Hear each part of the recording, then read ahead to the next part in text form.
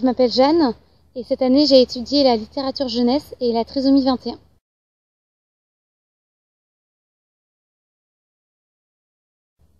Donc en effet, souvent les enfants porteurs de trisomie 21 ont un vrai désir de communiquer, mais ce désir de communiquer est altéré par un trouble de langage, par exemple un vocabulaire assez réduit et des difficultés à construire des phrases grammaticales. Par ailleurs, différentes études ont montré qu'utiliser des albums jeunesse serait pertinent pour enrichir le langage oral des jeunes enfants.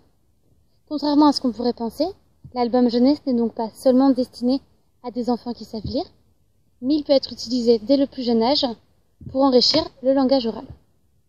Nous avons donc pensé qu'il serait intéressant de proposer une prise en charge orthophonique ciblée sur l'utilisation d'albums jeunesse à 3 enfants porteurs de trisomie 21, âgés de 8 à 10 ans.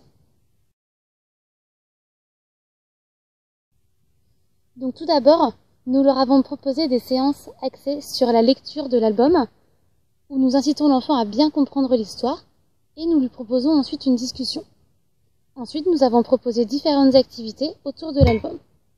Je vais maintenant vous présenter les 3 livres qui ont été choisis. Donc tout d'abord, Boucle d'or et les 3 ours. Donc ce livre était intéressant car une même forme de phrase est reprise à chaque page. Donc l'enfant peut s'appuyer sur le texte pour raconter l'histoire. Ensuite, Préférerais-tu? Donc dans cet album, à chaque page, l'enfant a le choix entre plusieurs propositions et il est donc amené à formuler le choix entre ce qu'il préférerait et ainsi à s'exprimer. Marcel le magicien. Donc dans cet album, la compréhension va un petit peu plus loin puisque l'enfant doit aller au-delà des mots et faire des déductions pour comprendre l'histoire. Cela donc permettait de travailler plus précisément la compréhension.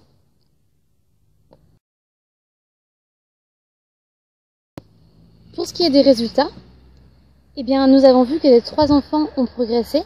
Ils ont été capables d'apprendre de nouveaux mots de vocabulaire, mais également de construire des phrases différentes et aussi de mieux comprendre les phrases complexes. L'étude a donc été positive. Nous avons également vu que cela pouvait les inciter à s'intéresser davantage à l'apprentissage de la lecture, car les enfants porteurs de trisomie 21 sont tout à fait capables d'accéder à la lecture et à l'écriture, comme tout autre enfant. Ce qu'il est donc important de retenir dans cette étude, c'est que ce n'est pas forcément l'album jeunesse en lui-même qui est un support adapté, mais la façon dont chaque thérapeute s'en sert et l'adapte à chaque patient.